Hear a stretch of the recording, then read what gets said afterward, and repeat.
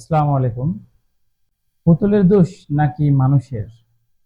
বাউলদের গাওয়া আব্বাস উদ্দিনের এই গান তো সবাই শুনেছেন, তাই না? যেমনি নাচো তেমনি নাচে পুতুলের কি দোষ, ছায়াবাজি পুতুল রূপে বানায়া মানুষ। যেমনি নাচো তেমনি নাচে পুতুলের কি দোষ, যেমনি নাচো তেমনি নাচি, যেমনি নাচো তেমনি নাচি। তুমি খাওয়াইলে আমি খাই, আল্লাহ তুমি খাওয়াইলে আমি খাই। আজ এই গান নিয়ে সমালোচনা করব এবং বাউলদের আধ্যাত্মিকতার মোড়কে তারা আসলে কিভাবে নাস্তিকতার প্রচার করেন সেটা খতিয়ে দেখব। প্রথমে দেখব বাউলরা আসলে কি আধ্যাত্মিক? এই প্রশ্নের উত্তর আমরা আজকে খুঁজব ইনশাআল্লাহ। এবং এই প্রশ্নের সাথে সাথে আমরা আরো অনেক কিছু নাস্তিকতা এবং বাউলদের যে দর্শনগত সমস্যা আছে, তারা যে হিপোক্রেট, তাদের তাদের দর্শনের যে হিপোক্রেসি সেটা নিয়ে ইনশাআল্লাহ আজকে আলোচনা করব। আধ্যাত্মিক শব্দটা এসেছে মূলত আত্মা থেকে, কিন্তু তারা কি আদৌ আত্মাকে বিশ্বাস করেন ও স্বীকৃতি দেন? হুবহু পুতুল বা রোবট মাত্র, যা স্বাধীন কোনো সত্তা নয় এবং সব কর্ম মানুষকে দিয়ে পুতুলের নাচের মতো করে সৃষ্টিকর্তা তা করাচ্ছেন। এর অর্থ দাঁড়ায় যে মানুষের শরীরটা শুধুই আল্লাহর ইচ্ছায় চলছে, মানুষের কোনো ইচ্ছায় চলছে না, বা আমাদের ভিতরের স্বতন্ত্র ভিন্ন কোনো কিছু অস্তিত্ব নেই, যেমন মাইন্ড বা কনসাসনেস বা আত্মা। এখন প্রশ্ন জাগে যে মানুষ কি শুধু এক মেশিন?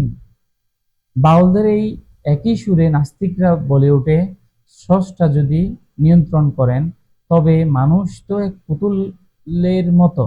অর্থাৎ বাউলরা আধ্যাত্মিকতার মোড়কে আসলে নাস্তিক। এটা মূলত বিশ্বাসীদেরকে নাস্তিক বানানোর একটি সফট এজেন্ডা মাত্র। এই নাস্তিকতা নিয়ে আলোচনায় আসা যাক। যেমন গানেও বলা হয়েছে যে যেমনি নাচাও তেমনি নাচিয়ে পুতুলের কি দোষ। কিন্তু প্রশ্ন হচ্ছে যে মানুষ কি সত্যি শুধু পুতুল, নাকি এর চেয়ে অনেক বড় কিছু? এখন আমরা সায়েন্টিফিক অ্যানালাইসিস করে দেখব যে আসলে মানুষ কি পুতুল বা রোবট কিনা। এই যে কম্পেয়ারটা করেছে, এই কম্পেয়ারটা আসলে যথার্থ কিনা।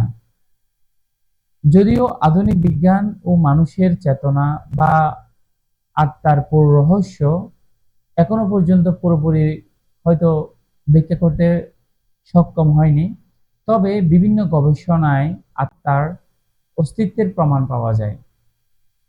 এই আত্মার অস্তিত্বের যে প্রমাণ, সায়েন্টিফিক্যালি যে প্রুফগুলো রয়েছে, ফ্যাক্টগুলো রয়েছে, সেগুলো নিয়ে এখন আমি আলোচনা করব।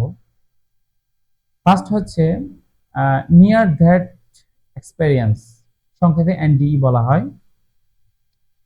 তো এই এনডি বা নিয়ার দ্যাট এক্সপেরিমেন্ট যেটা বা এক্সপেরিয়েন্স, এই ল্যান্ডসেট স্টাডি 2001 সনে নেদারল্যান্ডসে একটি গবেষণায় অংশগ্রহণকারী 344 জন হার্ট অ্যাটাক রোগীর ফলাফল প্রকাশ করা হয়েছিল ওই গবেষণাপত্রে।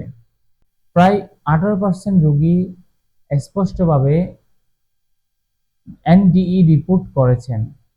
অভিজ্ঞতার মধ্যে ছিল শরীরের বাহিরে ভেসে ওঠা আলো বা টানেল দেখা, মৃত আত্মীয়দের সঙ্গে সাক্ষাৎ ইত্যাদি।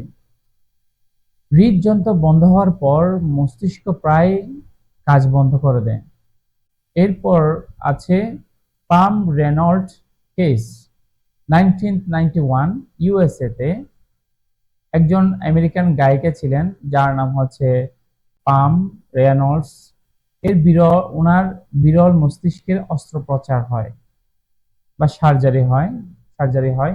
সেখানে তার পুরোপুরি শরীরটা ক্লিনিক্যালি ডেড অবস্থায় রাখা হয়েছিল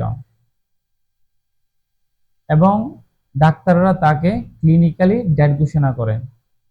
তিনি রিপোর্ট করেছিলেন যে অস্ত্রোপচারের সময় অপারেশন থিয়েটারের কার্যক্রম ও শুনতে পান, এবং দেখতেও পান। পরে তার বর্ণনা ডাক্তার ও নার্সদের বাস্তব কার্যকলাপের সাথে মিলে যায়। এরপর একটা এক্সপেরিমেন্ট রয়েছে। সার্জন ডক্টর ইভান আলেকজান্ডার, ওনার বিরল একটা রোগ ছিল, রোগে আক্রান্ত হয়ে প্রায় 7 দিন কোমায় ছিলেন। তিনি অন্য এক জগতের বর্ণনা দিয়েছিলেন, এবং সেই জগতের বর্ণনাটা কেমন ছিল? উজ্জ্বল আলো দেখতে পান, সুন্দর সঙ্গীত শুনতে পান, এবং পরে তিনি বই লেখেন, যে বইয়ের নাম হচ্ছে proof of heaven, a neurosurgeon's journey into the after life.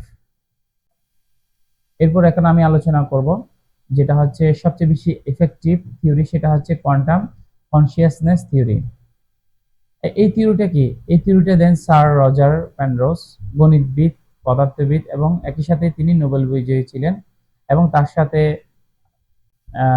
যে সায়েন্টিস্ট ছিলেন তিনি হচ্ছেন স্টুয়ার্ট হ্যামেরফ। তাদের মতে, এবং এই যে স্টুয়ার্ট হ্যামেরফ উনি কিন্তু একাধারে মস্তিষ্ক গবেষক ছিলেন, অ্যানেস্থিওলজিস্ট ছিলেন। তাদের মতে চেতনা বা কনসিয়াসনেস কেবল মস্তিষ্কের রাসায়নিক বিক্রিয়ার ফল নয়, বরং এটি কোয়ান্টাম স্তরের অর্থাৎ কোয়ান্টাম লেভেলের জটিল প্রক্রিয়ার মাধ্যমে উদ্ভূত হয়। অনেক বিজ্ঞানী বলেন মস্তিষ্কে কোয়ান্টাম অবস্থা বা সুপারপজিশন, কোয়ান্টাম অবস্থার মধ্যে একটা সুপারপজিশন রয়েছে, সেটা কোয়ান্টাম মেকানিক্সে খুব জনপ্রিয় একটা থিওরি। এটা ক্ষণস্থায়ী হতে পারে না, কারণ মস্তিষ্ক উষ্ণ ও জীবন্ত পরিবেশে কাজ করে, যা কোয়ান্টাম কম্পিউটার থেকে ভিন্ন। হার্ড প্রবলেম অফ কনসিয়াসনেস, এটা নিয়ে একটু আলোচনা করব। তো এটা হচ্ছে কিভাবে মস্তিষ্কের বৈদ্যুতিক সংকেত থেকে আত্মসচেতনতা তৈরি হয়, তা এখনো বৈজ্ঞানিকভাবে অমীমাংসিত রয়ে গেছে। এখন নাস্তিকদের যুক্তি খণ্ডন করব। নাস্তিকরা বলে আবার সেই যুক্তি, যেমন যেমন যেমনে নাচাও তেমনি নাচে, পুতুলের কি দোষ। কিন্তু সবচেয়ে বড় প্রশ্ন হলো, যদি মানুষ সত্যি সত্যি পুতুল হতো, তাহলে মৃত মানুষকে কেন আর মেকানিক্যাল মেশিনের মতো করে ঠিক করা যায় না, বা ঠিক করে পুনরায় চালু করা যায় না? যদি মানুষ যদি একটা রোবোটিক্স হইতো, বা পুতুলের মতো, বা মেকানিক্যাল কোনো যন্ত্র হইতো, কেন চেতনা একবার চলে গেলে সে তা আর ফিরে পাওয়া যায় না? আরেকটা বিষয় দেখেন, সেটা হচ্ছে রোবট বিদ্যুৎ পেলেই কিন্তু কাজ করে, কিন্তু মানুষের দেহ বিদ্যুতের চেয়ে জটিল সিস্টেম পেয়েও আত্মা ছাড়া মৃত হয়ে পড়ে থাকে। পুতুল বা রোবট হলো জড় পদার্থ, এতে কোনো অনুভূতি নেই। আরেকটা গুরুত্বপূর্ণ বিষয় হচ্ছে, রোবটকে খুব সহজে প্রোগ্রামিং করে তার আচরণ এবং চরিত্র পাল্টানো যায়, কিন্তু মানুষের কনসাসনেস বা চেতনা বা চরিত্র ডিএনএ এর মধ্যে যে প্রোগ্রামিং গুলো করা থাকে, সেগুলো কিন্তু আর পরিবর্তন করা যায় না। প্রত্যেক মানুষ ও প্রাণী যেন এক অনন্য ও স্বতন্ত্র স্বাধীন সত্তা। আর মানুষের রয়েছে বোধ, নৈতিকতা, ঈমান বা অবিশ্বাসের ক্ষমতা। এগুলো কোনো মেশিনে কপি করা যায় না। সেজন্য আল্লাহ তাআলা পবিত্র কোরআনে সূরা হিজরের 15 নম্বর সূরায় 29 নম্বর আয়াতে বলেন, আমি তাকে সৃষ্টি করলাম এবং তার মধ্যে আমার আত্মা ফুঁকে দিলাম। অর্থাৎ মানুষ কেবল দেহ নয়, বরং দেহ বা আত্মার সমন্বয়ে গঠিত। যদি মানুষ কেবল মেশিন হতো, তবে মৃতদেহে বিদ্যুৎ সংযোগ দিলে জেগে উঠত। পবিত্র কোরআনে আরো বলা হয়েছে, সূরা আল ইমরান, প্রত্যেক প্রাণী মৃত্যুর স্বাদ গ্রহণ করিবে। আরো বলা হয়েছে, তারা তোমার কাছে আত্মার ব্যাপারে প্রশ্ন করে, বলো, আত্মা হলো আমার প্রভুর নির্দেশনাধীন বিষয়, আর মানুষকে জ্ঞান থেকে অতি সামান্য দেওয়া হয়েছে। এটা বলা হয়েছে সূরা আল ইসরার 85 নম্বর আয়াতে। এখন আমরা কনক্লুশনে যেতে পারি। কনক্লুশনটা কি? সেটা হচ্ছে, মানুষ যদি সত্যি পুতুল বা যন্ত্র হতো, তাহলে ডাক্তার, বৈজ্ঞানিকরা খুব সহজে মৃত মানুষকে ফিরিয়ে আনতে পারতেন, কিন্তু তা কিন্তু সম্ভব হচ্ছে না। আধুনিক শত শত প্রযুক্তি দিয়েও কিন্তু এটা সম্ভব হচ্ছে না। তো এখন আমরা কি সিদ্ধান্তে উপনীত হতে পারি? এটা আমরা সিদ্ধান্তে উপনীত হতে পারি যে অদৃশ্য একটা শক্তি রয়েছে মানুষের মধ্যে, সেটা হচ্ছে আত্মা। তো ধর্ম কি বলে? ধর্ম বলে যে আত্মা অমর। বিজ্ঞান বলছে, আমরা যেটা এখন সায়েন্টিফিক জার্নালের মাধ্যমে যেটা পেলাম বা সায়েন্টিফিক যে এক্সপেরিয়েন্স থেকে আমরা পেলাম, সেটা হচ্ছে চেতনা রহস্যময়, মস্তিষ্কের বাইরে কোনো অজানা স্তরের সাথে সম্পর্কিত। এবং নাস্তিকদের যে পুতুল তত্ত্ব রয়েছে, বাউলদের যে গানটা রয়েছে, তাদের বাউলদের যে দর্শন, সেখান থেকে যে পুতুল তত্ত্ব রয়েছে, এখানে সেটা ভেঙে পড়ে। আরেকটা বিষয় হচ্ছে, সেটা বাউলদের যে আধ্যাত্মিকতা রয়েছে, আসলে সেই আধ্যাত্মিকতার মোড়কে নাস্তিকতার দর্শন ওতপ্রোতভাবে জড়িত। এটা আসলে একই। তাহলে আসল সত্য হলো, মানুষ কখনো নিছক পুতুল নয়, সে স্রষ্টার সেরা জীব।